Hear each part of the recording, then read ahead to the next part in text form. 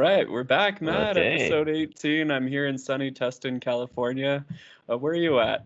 I am in dark and cold Edmonton, Alberta, Canada. Now, are you wearing different headphones today? I am wearing, can you tell? Oh, Are they why? beautiful? These Yeah. are the ones that came with my S9 Plus when I bought it. It's Oh, sweet. because I wrecked my Bose yesterday, my Bose headphones, and I How did you do missed them. that?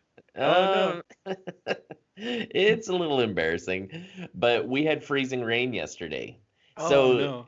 typically, actually, for me, the perfect Canadian winter is about 5 degrees, -5 to -10 degrees Celsius, which is what? That's Uh, like 20 to 20? 40. 20 to 40. Yeah.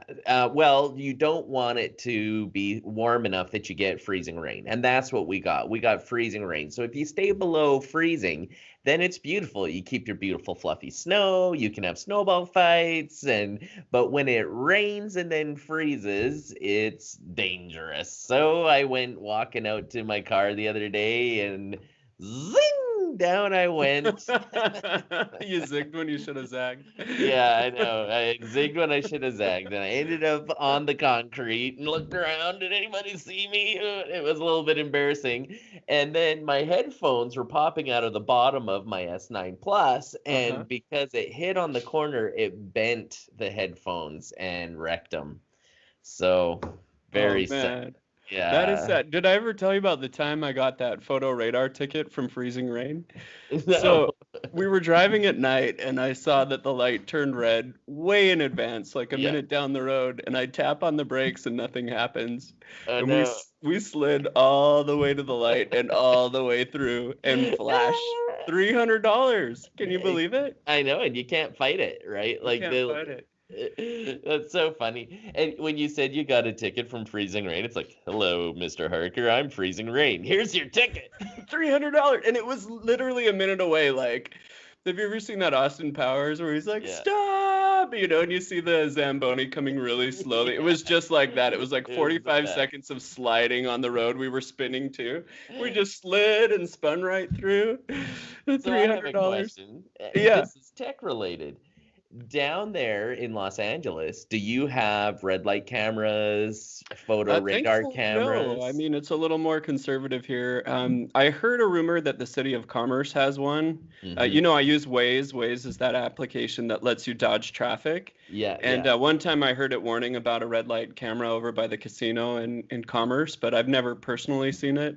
And for a Oh. city of with county of millions and millions of people, I mean, to have just one red light camera, that's pretty good.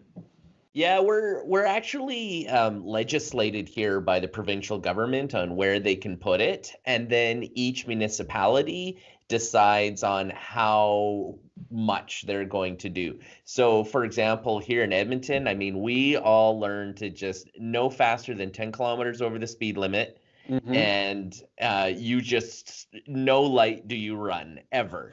And there was a guy, yeah, at work I was giving a guy a ride and he was from Houston, and he said to me, he goes, "You guys drive really funny here." I said, "Well, what do you mean?" And he Yeah. goes, "You're like fast off the line, like when the light turns green, you're really fast, and then you just stop. Like Yes. it's like you just stop at 10 kilometers over the speed limit." I said, "Oh, you are not used to photo radar, are you?" No.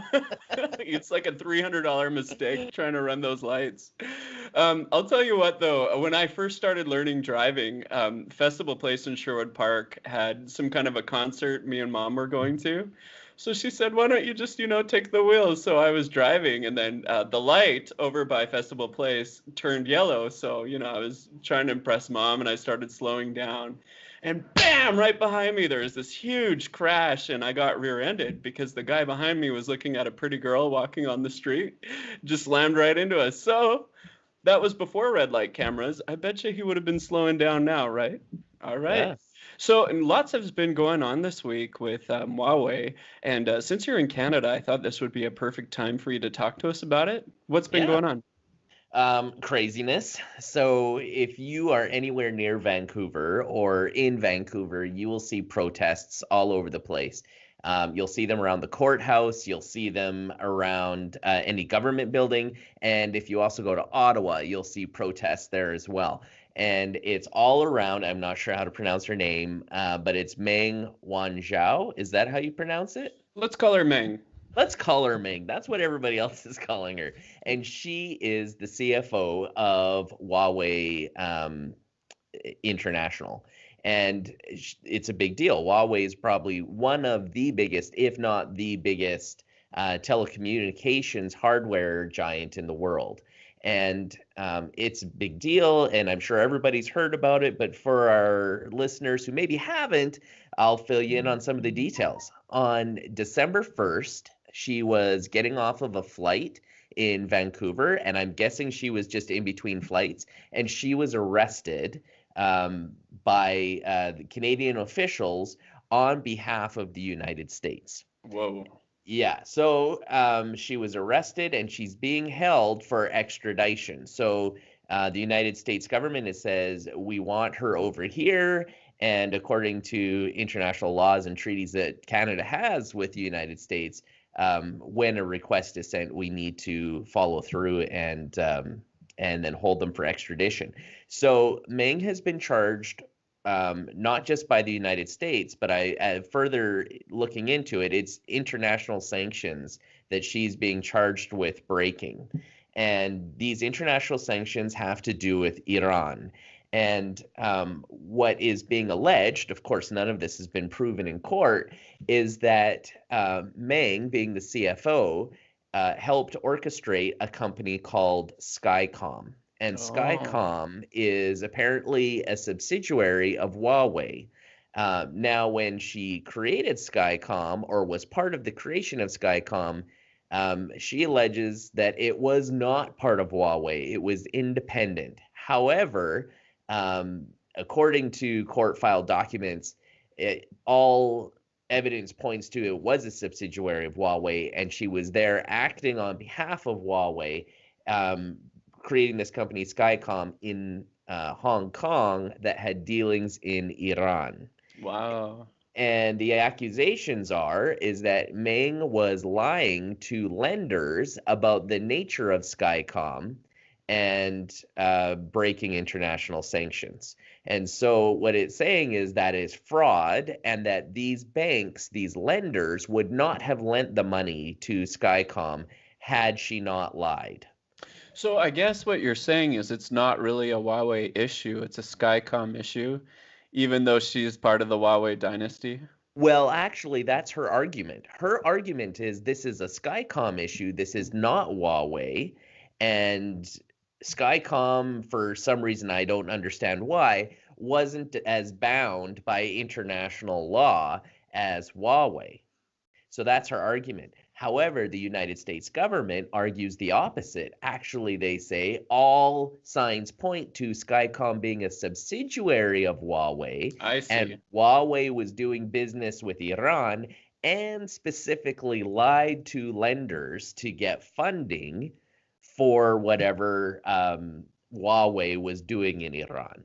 Why? I wonder why it was so important for them to do business with Iran, that she would put that much risk. I mean, she must have known people would be on her. I'm sure she didn't just do it without thinking, unless it was one of her accountants that just did it secretly behind her back. I mean, well, it couldn't be secret because she was on the board for Skycom in 2008 and 2009. So it's not like this was done behind her back, kind of like what the Crown Prince of Saudi Arabia is claiming. Yeah. Oh, every underling underneath, now I've got a Russian accent. Every underling underneath him, he claims, was working on their own and he had no idea what was going on. Man. So he can at least try that one, whereas she can't. She was on the board. And being on the board, she was aware of everything that they were doing. So her argument is Skycom is not Huawei. The United States government argument is Skycom was Huawei, and in any case, you lied. So for our listeners, I just wanted to remind them what Huawei is. They're actually an electronics company based out of Shenzhen that makes telephones, smartphones, and believe it or not, they sold more phones than Apple iPhones last year. Isn't that right, Matt? Like, they're really huge around the world, like India, China. Yeah, They are huge. And so they beat out Apple, either Huawei or Xiaomi, but I think it's Huawei has now beat out Apple, and they're ranked number 2 just beneath Samsung. right. So they're huge. Yeah. Yeah. And even though we haven't really heard of them here until this fiasco, I mean, it's kind of a big deal. It Now, is. some things that I wanted to ask you about it since you live in Canada. What are Mhm. people protesting? Are they angry that the United States is dipping into this, or are they angry that she is there? What's going on? Why are they mad? Yeah. The protests are interesting because these protesting people are Chinese citizens. So it's not Canadians protesting. It's not people who feel like like just your random Canadian going, this is wrong. We shouldn't be arresting people for the United States. It's actually Chinese citizens. And these protests have been on the request of the Chinese government to put pressure on Canada and Canadian businesses. So, in fact, not only are these protests happening, and remember, it is the Chinese government requesting these protests to happen. Hmm. That's not something that you naturally see here in the West. So, through the propaganda machine, and I will use that term propaganda because it goes through newspapers, it's on their televisions, they are telling the Chinese nation that they should be offended and hurt over the fact that a Chinese citizen has been wrongfully detained in Canada. Weird. Okay. Yeah, so that's the news they're giving. And they have also specifically targeted Canadian companies. Really? Yeah, so have you heard of Canada Goose? So those Yes, yes. parkas. They've got those really nice parkas. They're actually listed on the stock market. Yeah, they're huge. They're a big Yeah. company, and they've had some controversy in the past because of the fur around the hood. Oh, is it real fur? It is. It's real fur. It's like usually coyote, and so some people are like, that's bad, that's bad. So, anyways, they've been specifically targeted by the Chinese government, and it actually started out on the Chinese website Weibo, which is their equivalent of, I think it's either Twitter, Facebook yeah? or Twitter. Yeah, Yeah. and so it started out there, and then the Chinese government grabbed onto it. They're like, yeah, Canada Goose, those Canadians, get them, put Oh pressure. no. And so good Chinese citizens, at the request of their government, are protesting and marching, and stocks in Canada Goose, because they are traded, have dropped by 20%. I have so much to say about this. First of all, it's unfair for them to target Canada because it was the states that requested this, right? Yeah, yeah. It wasn't the Canadian government that was like, we need to detain her. It was the US that told Canada to detain her. Isn't that correct? Absolutely So was. Yeah. shouldn't they be boycotting American things? And is it fair for them to boycott a company that's called Canada something? You Well, know, it is Canada pretty Goose, obvious. Yeah, I'm Canada Canada. Oh, Dry. Canada's bad. Yeah. Well, here to answer your first question, is it fair? No, absolutely not. Is it fair for a government to get involved in something? Absolutely not. Not from our Western perspective. However, why are they doing it makes perfect sense. Because right now, Meng is in Canadian custody. And if they put enough pressure on the Canadian government and Canadian companies, those companies will put pressure on the Canadian government to release her. I see. So the pressure's on Canada now because that's where she is. As soon as she gets extradited to the United States, I think all pressure will move from Canada to the United States. But the damage is done, right? And already you have one of the largest countries in the world, if not the largest country in the world, hating Canada right now and protesting at the request of the all-powerful government. So I have some questions for you. If Canada's government told you to stop buying things from China, would you listen to them? Well, no, but I'm in the West, right? Right. And we already distrust our governments. Not only do we distrust them, but we also dislike them. It's almost Right. it's a Canadian pastime to complain about your government. Like Of course. it really is. And in the West, which means like Canada, the US, Mexico, even in Europe, like in democratic societies, rarely do you ever see approval ratings over 50%, right? Like Right. you're always hated or loved, but it's usually a love-hate mix, and it's not really like hate or love like you see in non-democratic societies where they absolutely love their supreme leaders. And is that true in China? Maybe our listeners know. If you don't mind commenting on YouTube or on our podcast, let us know if you have any ties to China. Is there any kind of patriotic sense towards their leader? I know he's not elected, right? Isn't he able to stay in there until his life is up? Yeah, I that think was he a big changed that a few. controversy. Yeah. Yeah. Last year, he changed whatever document it was that kind of limited him. He changed it to leader for life, supreme leader for life. So are they in love with him, or are people mad about it? I don't really know. Well, I think it's a mix. I think some people in China and Chinese citizens in Vancouver, and there's quite a few of them, are upset, right? And the Chinese government told the people, you should be offended. This is a slight against China, not against Huawei, against China.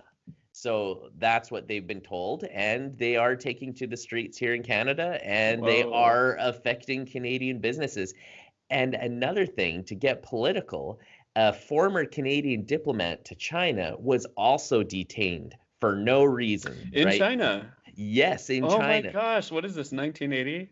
Exactly. Well, I shouldn't say for no reason. They just haven't shared it. So the Canadian government's been requesting, why are you holding this guy? He works for a nonprofit organization. His name's Michael Korvig, and he works for International Crisis Group. It sounds like a tit for tat to me. Absolutely, it's a tit for tat. And it also looks really bad. Oh, you work for a nonprofit group called International Crisis Group? We're going to throw you in jail because you're Canadian. Oh my gosh. I was just reading CNN a few minutes ago before the podcast started, and it turns out she was just let out on bail. So get this, $10 million bail. That's insane that she could just drop that kind of money. And she actually has 2 houses in Vancouver. And if you know anything about Vancouver real estate, it's a lot like San Francisco, where it starts at $900,000 for a fixer-upper. Yeah, so she's probably got a couple $1 million houses, and they said, you need to wear this GPS tracker, you need to pay for your own security guards, you need to give us $10 million while you're on bail, and you have to live in one of your 2 Vancouver houses. So she complied, and she's there now. Here's the other interesting thing. She has hypertension, which surprised me. I mean, she looks so skinny and fit, but I mean, that doesn't mean you're healthy. But, she claims that she needed to get to the doctor right away. So they took her to a doctor, helped treat her for hypertension. And that's kind of where she's at right now. And I mean, all of our blood pressure would be rising if we were in China being thrown in jail like that guy you just talked about. Yeah. Well, let me tell you, if I had to choose between a Canadian jail and a Chinese jail, there's no question which one I'd rather end up I would in. also tell you, if I had to choose between a Canadian jail or a Los Angeles jail, Canada, please. Can we please read Margaret Atwood during our reading time? Ooh, welcome to Canada, eh? Here, in jail, you can have some lovely poutine, and would you like some cable television? Who is a lazy boy here? Canada Goose jacket for when you go outside for exercise. Remember, keep your stick on the ice when you're out there playing hockey, eh? Yeah. What do you buy? Okay, so there's some other things going on in the technology world. So remember how we talked about Google Plus shutting down probably about 10 podcasts ago we did. And, they just kind of weren't able to cut it with Facebook and Twitter. People weren't really using it. Of course, you and me as bloggers and podcasters, we love Google Plus because any kind of platform we can throw our stuff on for people to discover our content is a positive thing. So we're sad that it's leaving. However, they just had another data leak. Now, we've been talking about data leaks a lot on this podcast, and it looks like Google is having their huge leak, and they said that email addresses, company names, and phone numbers were leaked. And if you have a Gmail account, chances are you have a Google Plus account. Now, this happened probably about 10 years ago. A lot of people just joined, not the leak, but the fact that everybody joined Google Plus. And so it was just one of those things that kind of came hand in hand. Guaranteed you probably have one, probably mom and dad have one, anyone that has a Gmail account. So it's possible that your phone number and that your email address have been compromised. So because of that, they will now close to consumers in April instead of August. And then API access to their network is going down in 90 days. So they're just going to cut their losses right now. So that's a little bit frustrating because they have 53 million users, which is huge. And I'm sad they're leaving. And it looks like your data is just not safe anywhere. It's not safe with Google. It's not safe with the Marriott Hotel. It's not Mhm. safe with Yahoo, With Flickr, with Harvey's and what was the other one that we Swiss Chalet? Swiss Chalet. Jack in the Box was Basically, it? Yeah. I mean, look, you're not safe anywhere with any system. Not Google, not Microsoft, not Apple. Everyone's been Yeah. compromised. So that's just the reality of when you put your things online. I'd like to see how much money is spent on security by these companies. I guarantee you it's in the billions of dollars for And still they're Facebook, for compromised. Google, and they still get compromised. Absolutely. But I guess getting compromised less than all of the time is better, right? Yeah. Okay, now we talked about Meng having high blood pressure. Something really cool came out for people like her. The Apple Watch 4 series has their ECG feature, and that checks for irregular heart rate features, which she may or may not have, I'm not sure. But that came out just a few days ago. Now, have you had a chance to try it out or look at it? I haven't, but what's neat about the EKG or ECG is that it uses electrical pulses. So the technology that everybody's been using in these wearables up till now is like LEDs flashing and then a sensor looking for like a heartbeat through your skin. And that's been pretty good for getting that heartbeat. But this is so much better. It's actually looking for the electrical pulses that your heart sends out. So it's a lot more accurate, and you can get some pretty interesting readings. So I've been looking forward to this feature. So what are they saying, Dan? Yeah, they're saying that it will tell you if you have an irregular heartbeat. Um, And the really neat thing about that is just the regular Apple Watch has been saving people's lives already. Hmm. Like you were saying, one of the things about it is it actually the sensors, you need to put your finger on the crown of the knob on the side, and it'll Oh, instruct you to do that. So it's not doing it while you're sleeping, it's active. But yeah. it'll remind you, it'll say, okay, go ahead and put your finger on and let's check again. That's But pretty this, neat. I would love it to be passive yeah, me too. because I've known a few people who have died in their sleep, right? And it's been a Yeah, heart attack situation. Um, sleep. pillow. Insurance. You've known a few people, huh? Canada, we may be polite, but we still have people in jail. So, anyways, it's what were we talking? Oh yeah, the The ECG. an ECG. I think it's great. I'd love to have it being passive, and I think it's going to save a lot of lives. That's probably the next step. Is it will go from put your finger on the crown to eventually being passive. I look forward to this, Dan, because you know what? I'm getting older. You are too. Yeah. And by the time we get to the age where we might kind of worry about this on a daily basis, we are going to have wearables Yeah. where, It'll probably it- even test our blood sugar by that point. yeah, Maybe even lipid panels. I don't know. The sky's the limit. Here's something kind of cool. Last week I was reading an article about a murderer that was found out in the UK hmm because him and his wife both were wearing Apple Watches. And he had said that a stranger broke into the house and murdered her and left her there. But when the police took their iCloud information of where they were and their heart rate, yeah, both of their heart rates went up at the exact same time. So with it the was pillow. with the pillow.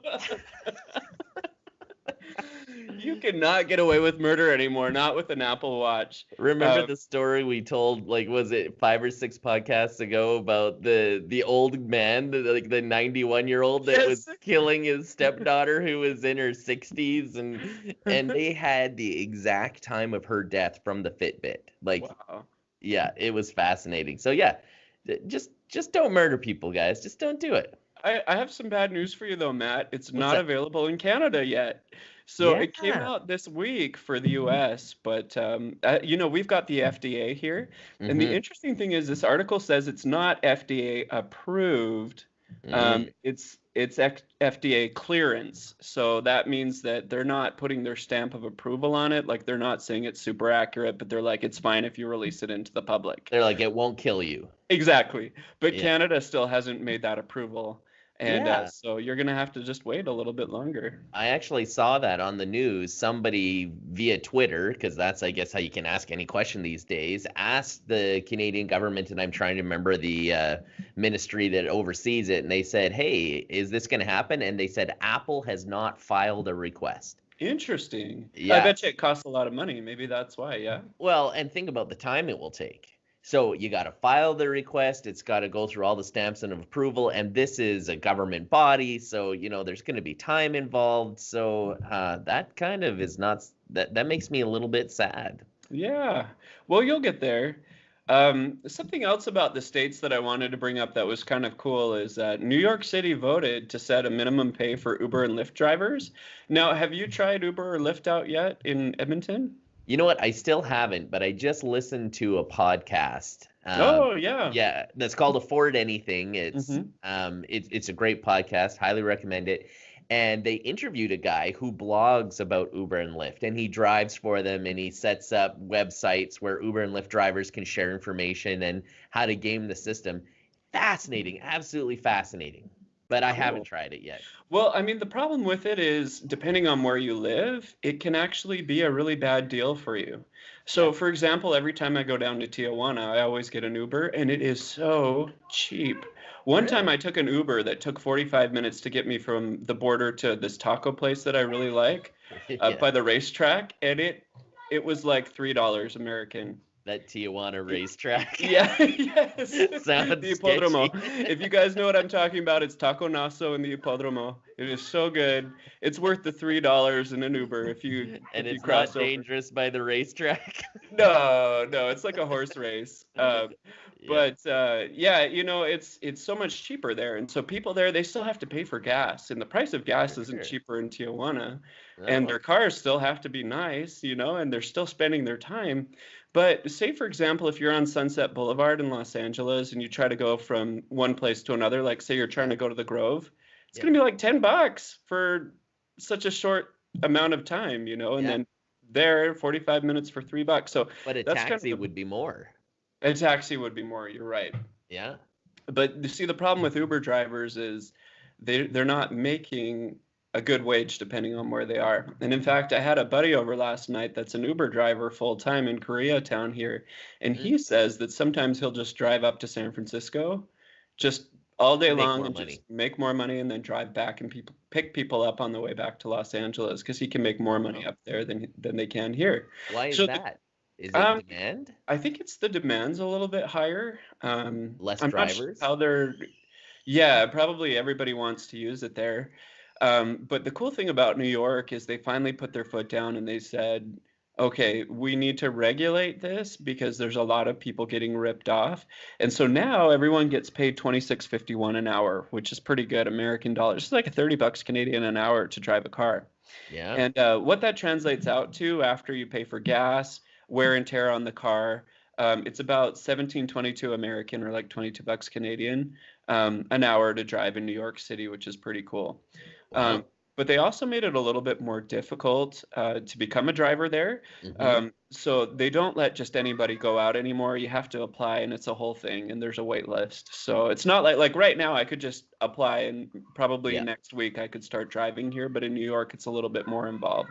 Well, New York's been very controversial when it comes to Uber because they've had a very protected monopoly on their taxi drivers. In fact, Right. I believe it was $1 million was the average that they were paying for a taxi license, and you get a special license plate. And those were bequeathed in wills. And then all of a sudden Uber comes along. What?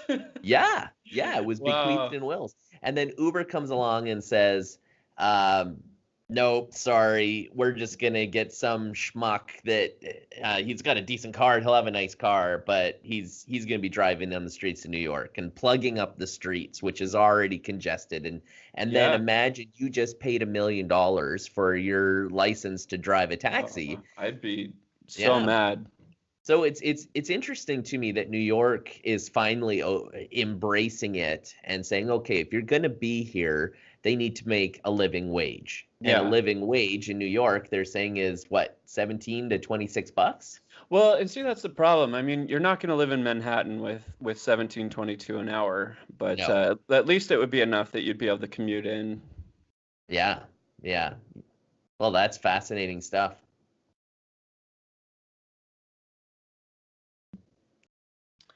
All right, so it looks like Microsoft is thinking about using Chrome for their browser. Yeah, that's an interesting one. So they've been using Edge for the longest time. Well, actually, I shouldn't say longest. They recently released it maybe 2, 3 years ago. And they've been saying it's faster than Chrome. It's awesome. You should use it. But you see, there's a difference in how Edge and Chrome work. And so Edge uses Edge HTML. And their new browser that they're going to be releasing is going to be on Chromium. So Chromium is Google, and I guess everybody out there is writing code for Chromium because Chrome is the most used browser out Of there. course, that's what I use to use that too. So if you're going to be working on web apps, then which platform are you going to do? And Chrome, nobody yeah. was coding for Edge HTML.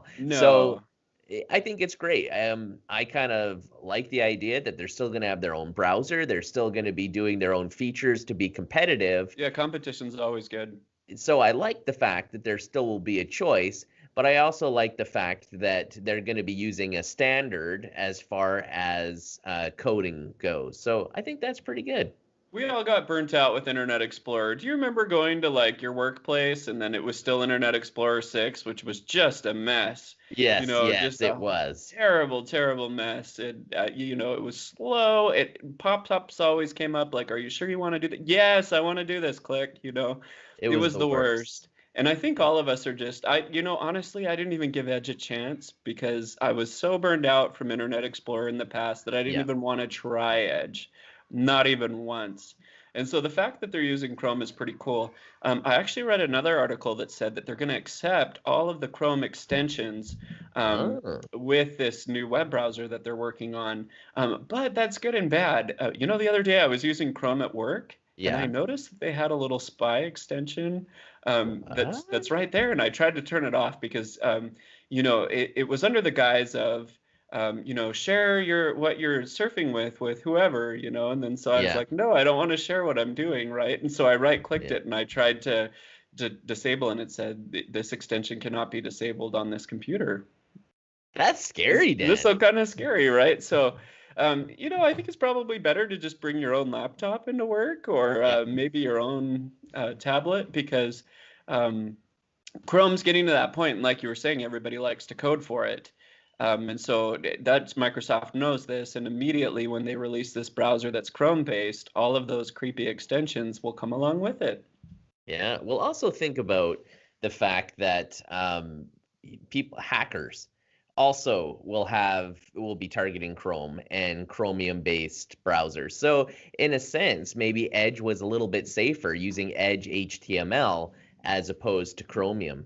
That's Um, a good point. Yeah. And another thing I like though about them using Chrome is that it's multi-platform. So I'm on a Mac. mhm. My computer at work is Windows. Yep. Sometimes I like to boot up Ubuntu Linux. It's Mhm. just nice that it streamlines throughout the whole thing.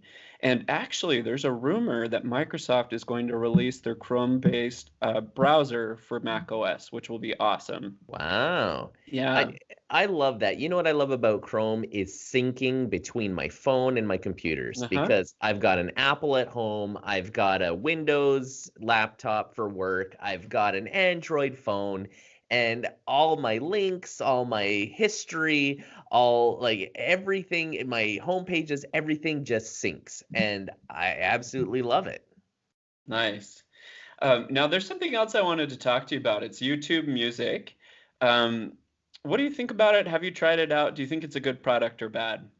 Actually, I was really interested in checking it out. First thing I was going to do, because they were really pushing it about a month ago, I wanted to use it because it comes with YouTube Red, I think is what it's called, which is YouTube's premium service. And so if you get YouTube Music, you also get Play Music, and you also get YouTube Premium or YouTube Red, whatever it's called. And so I thought, hey, that's great. And it's like the same price as Spotify. So I was kind of interested in checking it out. What have you heard, Dan? Well, I've heard a lot of people aren't really excited about it. They say it's really disorganized. It's kind of a bad product at the current place it is right now. One thing that really excites me about Spotify and Apple Music is that it has a lot of playlists that are excellent. I mean, you've got DJs that are famous all around the world that not only include their own music, but they include music that they love. Yes. People that are famous and that are good at mixing music together have created these awesome playlists that you can find out new artists. Now on YouTube, you have playlists as well, but it's just not quite as streamlined and it's a little bit more disorganized. And the problem is YouTube Music is the same price as all of these people like Spotify that have been in the game for so long. Right. And the product's just not quite there. So if YouTube Music was maybe $4.99 or maybe $6, it would be something to consider. But the fact that it's the exact same price as Spotify and Apple Music baffles me. I'm not sure why they did that. Well, what do you think about the premium features that come with it? Because when you get YouTube Music, you also get Play Music. And which, granted, doesn't have as big of a library as Spotify, but I've heard it's pretty good now. And you also get YouTube Premium, which now YouTube's getting into proprietary television shows and movies, just like That's a cool Amazon thing. and Yeah. Netflix. And so you're getting more than just your music for the $10 that they're asking for. You're getting all those other features and products as well. So what do you think? Oh, from what I heard though, for a Google thing, it doesn't even work with Android Auto or Google Home yet. Did you know that? So you've got a Google YouTube Home. Music doesn't, but Play does. Play Music does. Oh, okay. So if you pay for YouTube Music, you automatically get Play Music too. Now they may change that, and if that happens, then it'll be wah. Yeah. It seems a little redundant to have two music streaming sources though, doesn't it? Yeah, I totally agree. And the only other benefit I can imagine is you can watch YouTube videos, or should I say listen to them with your phone off. That would be great. Yeah, I don't know about you, but I constantly listen to YouTube and treat it like a podcast, but the screen's still on in my pocket, burning through my battery. Burning your battery. And of course, all of you listeners want to be listening to this, right? I guess you could just do it on our podcast. Just do the podcast. Yeah, you can do it on YouTube too. It'll be interesting to see. I like all this competition, but what I don't like is having to shell out money for so many different things. I agree. So the problem is, you really want to watch Stranger Things on Netflix, but then you have Man in the High Castle on Amazon Prime. And then you have something cool by Stephen King come out on Hulu, and it's like, I want all of them, but I don't want to pay all of the money. Is on CBS. CBS All Access, and Game of Thrones is on HBO. And next year, Disney's going to have their own streaming platform. And Apple just said that they were going to release tons of new shows with really famous people, and so we're going to want all these different ones. But at the end of the day, by the time you pay all of the fees, it's over $100, and it's just like you're buying a cable package. You know what I foresee? What's that? I'm going to prophesy. Oh, let's hear it. I'm going to tell you, pirating's going to become a thing again. I hope so. So just a while ago, I think it was like 5 or 6 podcasts back, we talked about how piracy has been not eliminated, but it's significantly dropped because everybody's using Netflix and it's affordable and makes sense.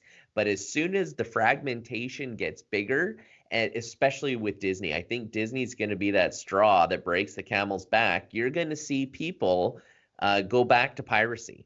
Now, can you pirate streaming things? Like, could you get Game of Thrones, or could you get, House of Cards? That's a Netflix it's all original. There. Really? All there, absolutely. On a and how do you know box, that? It's all there.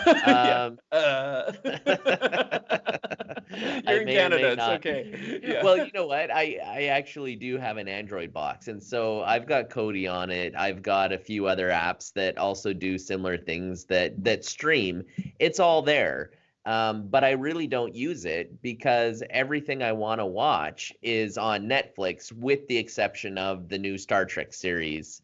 So, like, pretty much everything's on Netflix, and it's just not a big enough draw to go through the hassle of pirating, Right. because there is a hassle to it. You need to be tech savvy enough to know how to set it up, and the streams are constantly being taken down in Kodi, and even in Canada, where the laws are different, there's still the government still supports and helps these big companies down in the States, in Hollywood. And so, and rightly so, it's copyrighted material. So we may not be going to court for millions of dollars of fines, but you can still be taken to court, and you won't be, for example, sharing a torrent in the United States. For every seed that jumps off of you, somebody that leeches off of you, that's an offense that you can go to court for and pay a fine. Wow.